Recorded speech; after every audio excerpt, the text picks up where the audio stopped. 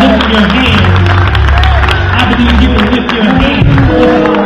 Many of us, especially the men, we just talk to them. Many of the men come in here and we're trying to look hard and holding our hands down.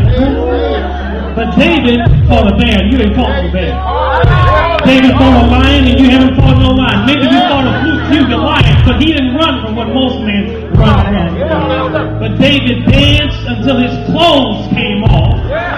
So the new masculine in 2011 is lifting your hands and praising God. I'm just talking to the man. See, the women will follow a man that's strong in the Lord. You don't have to tell the women to raise their hand. You get a man to raise his hand and the women in the house to raise it. But see, standing like this and say, Lord, this is what I expect you to do. But I don't expect God to hold his hands tight on me. I expect God to lift up his hands and throw me down a blessing of peace, a blessing of joy, a blessing of fulfillment, a blessing of destiny. I wonder what would happen if men would learn not to raise their hands, but I want to hear like this. I want to hear like this. I want to hear like this. So I wonder if I can get every man in here to raise your hands as high as you ever raise your hands before in your life and say, Lord, I expect a miracle in my life.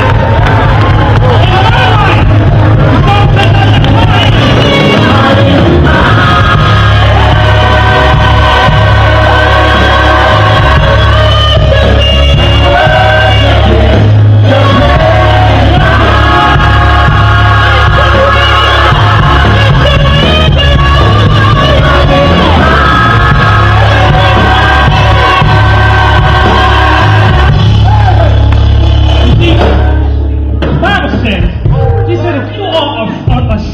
Before people, that ain't even right after all he's done for you. After all he's carried you through.